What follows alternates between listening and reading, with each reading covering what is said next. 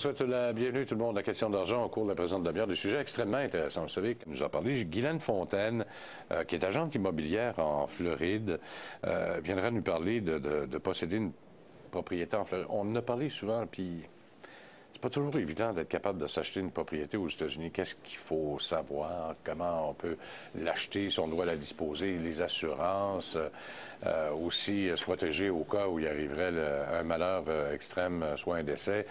On vous parle de ça dans quelques minutes.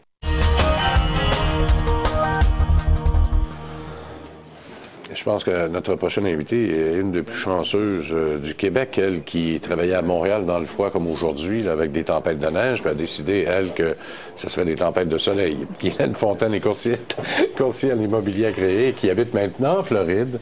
Madame Fontaine, bonjour. Bonjour, M. C'est le mauvais temps comme aujourd'hui qui vous a décidé de déménager.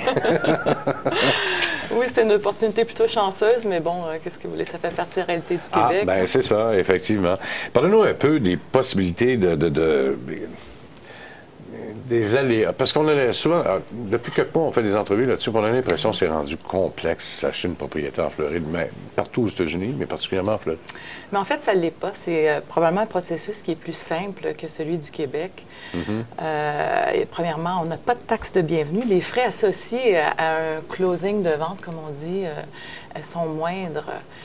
Peut-être le contrat d'achat comporte quelques pages additionnelles, parce que les États-Unis étant plus litigieux, évidemment, c'est de la nature, mais c'est un processus qui est assez simple, et si on est bien accompagné, c'est quelque chose qui peut être assez plaisant aussi. Qu'est-ce qu'il faut surveiller de près? Parce qu'on se fait toujours dire, surveiller telle chose, telle chose, telle chose. Je veux vous entendre aussi. En fait... Parce qu'on ne fait pas ça comme au Québec, acheter une propriété en Floride, malgré tout, là. C'est pas compliqué. C'est sûr qu'il y a toujours des gens qui ont des craintes, toutes sortes de craintes, mais c'est vraiment un processus qui est simple. Il faut déterminer premièrement le secteur dans lequel on veut être. Il faut comprendre les lois qui gèrent les communautés. Si les gens entendent louer la propriété, à ce moment-là, il y a des règlements de communauté qui limitent, par exemple, la location. Souvent, c'est un minimum, on peut louer la propriété à 3 mois, 6 mois ou seulement un minimum de 12 mois en certains cas. Alors, si quelqu'un entend acheter une propriété et vouloir la louer, on ne peut pas le louer à la semaine. Ce pas des endroits qui sont prévus pour être transients comme un hôtel. Et les gens, il y a des règlements qui sont mis en place justement pour protéger les résidents permanents, pour pas que justement l'endroit devienne trop transient, pour pas avoir des personnes différentes à chaque semaine. Donc, dès qu'on a déterminé où on veut être, et en majorité, les Québécois choisissent d'être en condominium.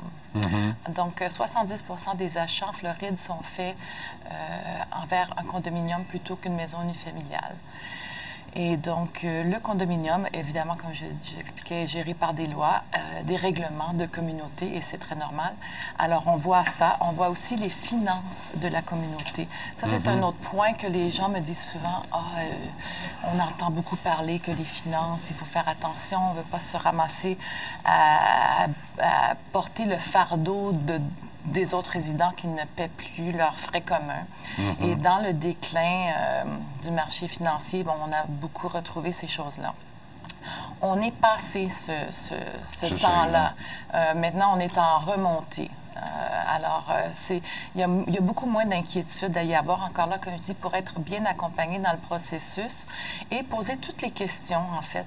Mais il n'y a vraiment pas autant de crainte à y avoir que ce qu'on entend, je pense, dans les médias québécois. Bon, est-ce que le train est passé ou pas, là, pour s'acheter un condo là-bas? Mais pas du tout. Moi, je vais vous dire une chose, c'est que où dans le monde pouvons-nous acheter une propriété sur le bord de la mer à 300 $ du pied carré dans un pays développé, on s'entend? Nulle part. Alors, si on regarde, disons, sur la côte de la Floride, à 300 pieds carrés, un condo de 300 $ du pied carré à 1000 pieds carrés, c'est 300 000 $ sur le bord de la mer. C'est quand même pas bête, là. On me dit les prix de Montréal, et puis c'est quand même un petit peu plus cher ici, je crois, que d'être oui, mais là-bas, c'est un pied à terre. Ici, c'est une résidence permanente. Effectivement. C'est un pied à terre que vous pouvez par contre rentabiliser et c'est ce qu'on se rend compte aussi, la tendance. Oui, mais avec les nouvelles règles fiscales du Canada, ça commence à être difficile un peu, là, parce que là, les règles de location par rapport à l'impôt, la fiscalité chez nous, commence à être difficile un peu plus. Il n'y a pas de double imposition. Il y a une convention entre États-Unis et Canada qui permet de, évidemment, quoi que vous ayez un revenu n'importe où, il sera taxé, là, on s'entend. Et donc, le revenu sur la location peut être, c'est 30 si vous le déclarez immédiatement au fur et à mesure. Et si vous attendez, par contre, à la fin de l'année, vous pouvez en déduire vos dépenses qui sont associées avec ça. Comme ici, c'est comme des états de location, de toute façon. Exactement. Là. Et ici, ça peut même représenter un crédit d'impôt. C'est vrai que vous avez déjà payé de l'imposition aux États-Unis sur un revenu. Bon, l'autre point, là-bas, il n'y a pas de notaire. Hein? Il n'y a pas de notaire. On passe par des avocats, là? Des avocats ou des agents de titre. Mais moi, je vous conseille l'avocat parce que s'il y a un pépin avec l'agent de titre, il va vous dire, allez vous chercher un avocat. Donc là, vous avez 2 fois... Moi, c'est de l'autre côté. Là. Si jamais il arrivait une malchance, malheureusement, qu'on décède ou qu'il arrive quelque chose, je veux pas que mes ayants droit aient des problèmes. Alors, il n'y a pas de testament non plus, là-bas. Là. L'homologation de testament, ça se fait pas. C'est pas comme chez nous. Mon testament n'est pas légal en Floride. Alors, je fais quoi là, à ce moment-là pour protéger mes biens? Là? Votre testament est légal. Mais il faut l'introduire, il faut le faire traduire, il faut l'introduire, il faut le faire notarier. La façon, mais il est très légal. Ce que ça peut engendrer, c'est un processus qui sera plus long. Ce qui est conseillé de faire, c'est de faire un testament en Floride. C'est ce que mes clients font en majorité, et cela est un coût assez minimal de 250 $. Quand même. Une fois que c'est fait, on fait ça à l'achat de l'appartement ou de la maison, exactement. Puis tu viens de régler le problème. C'est ça, exactement. Et ça, c'est quelque chose qui se change, que vous pouvez changer à tout moment, là, qui n'est pas fixe.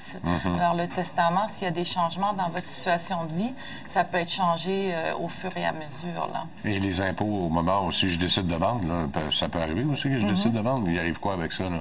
Ça aussi, au niveau fiscal, il y a des frais, il y a des droits à payer avant de quitter. Il y a le FIRTA, qui est le Foreign Investment Real Estate Tax Act.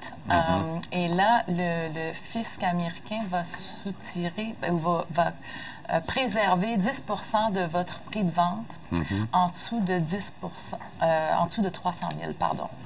Donc, si votre vente est en dessous de 300 000 et que le prochain acheteur prévoit ou a l'intention d'en faire sa résidence seconde aussi et ne pas en faire une propriété d'investissement, à ce moment-là, il y a un allègement fiscal. Allègement fiscal et vous pouvez peut-être même ne pas payer rien du tout. Bon, alors, à ce moment-là, Guylaine Fontaine, je pense que le meilleur conseil qu'on peut donner, c'est de s'informer auprès d'un agent immobilier tout à fait. De la Floride qui peut nous en...